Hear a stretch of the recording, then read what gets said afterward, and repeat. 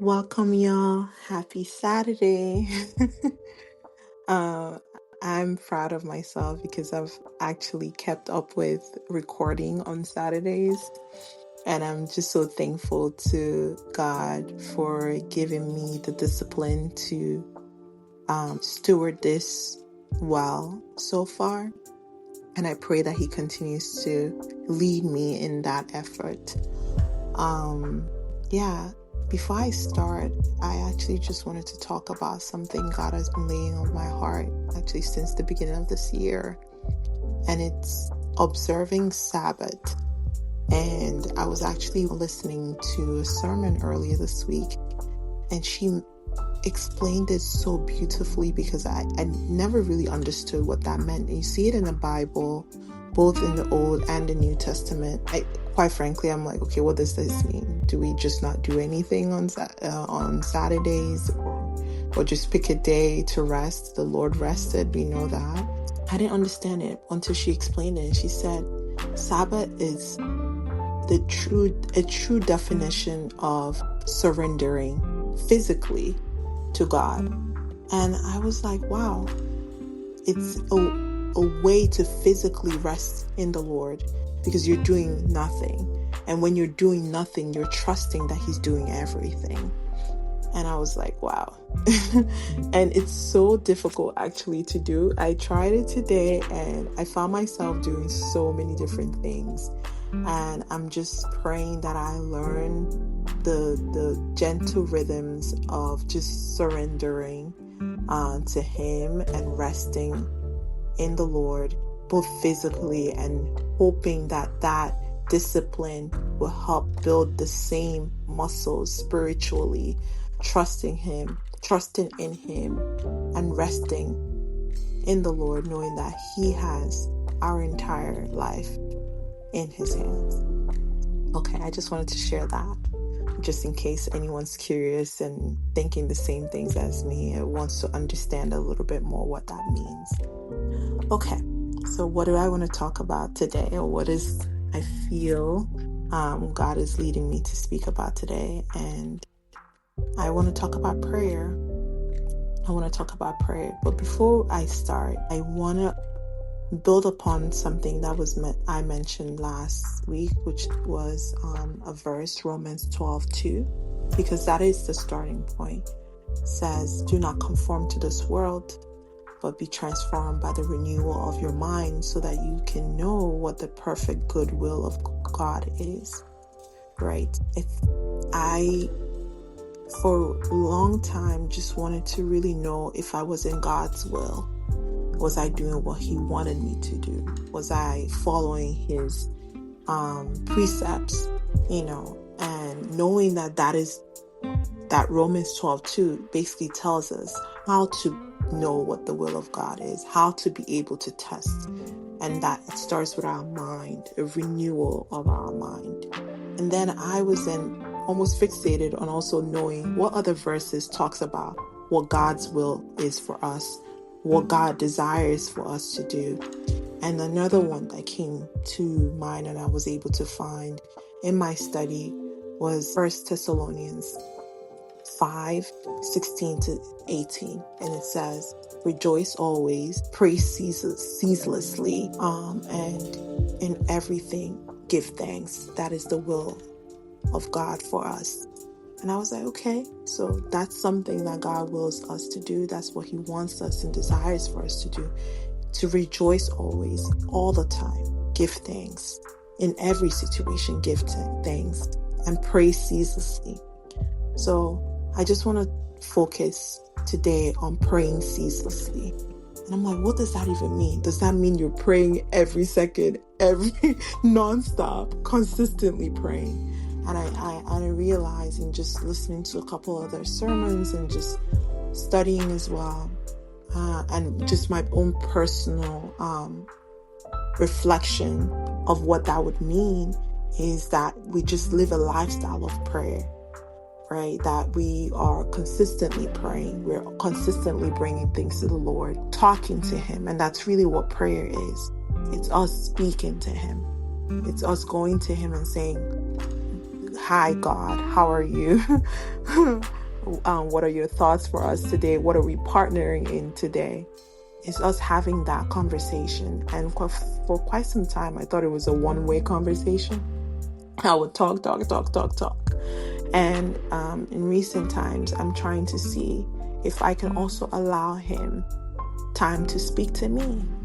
Can he tell me what I should be doing? And I've been trying so hard to live in that lifestyle of prayer, whether it's in the morning or before going to sleep, just consistently bringing everything to the Lord.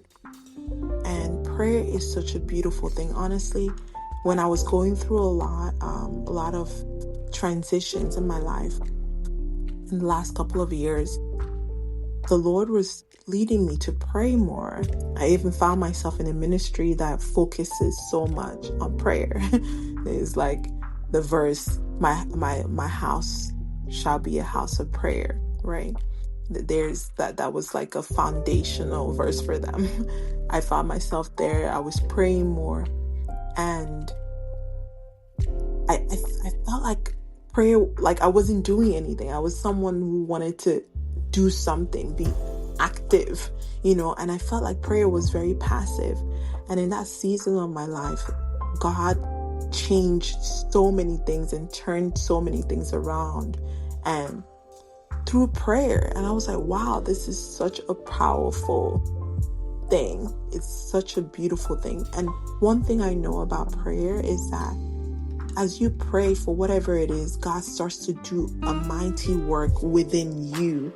Oftentimes, whatever you're praying about starts with changing who you are. And that also builds on that renewal of our minds. You pray and God just starts to do a work in you and transforming you, the way you think, the way you see the world. And it's just amazing. And he speaks to you.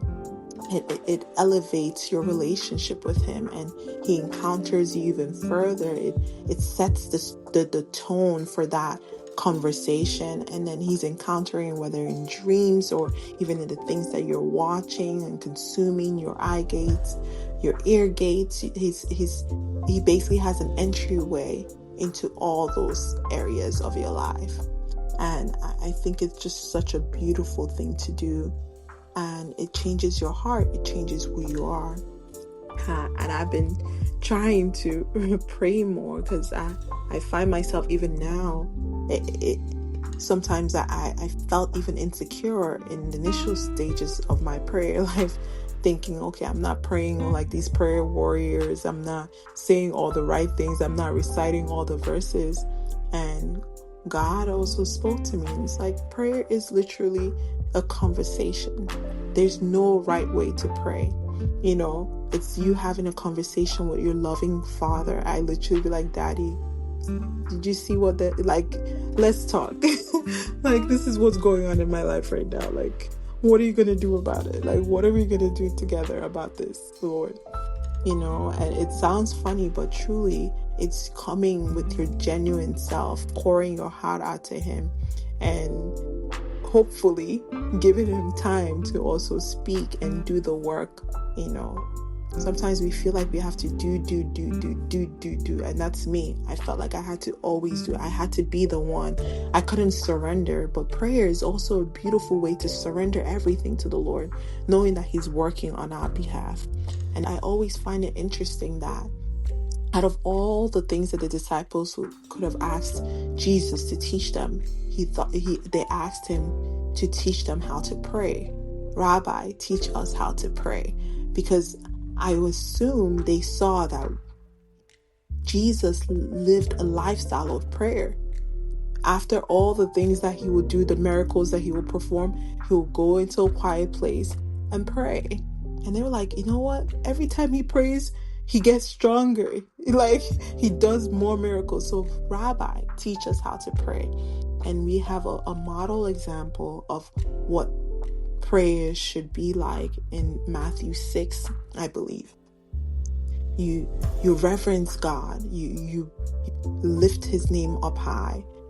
You thank him for the daily bread. He prompts you to forgive others, so that you can also be forgiven. I believe Matthew 6 is just a model prayer. There's no better way to pray than the way Jesus asks us to pray. So if you're also looking for, okay, where a starting point, start there. Read Matthew 6, the entire chapter. I believe is somewhere in the middle, Matthew 6, verse 11 to 18, somewhere there. Read it all, and we're like, every day, even just recite that. That alone is enough. And then you build on that relationship. You build in your prayer life. And prayer is so powerful. It's just so, so powerful. And it did a remarkable work, not just for the things that I was praying for to see in my life, but it did a remarkable work in who I am today and in the relationship I have with the Most High King. All right.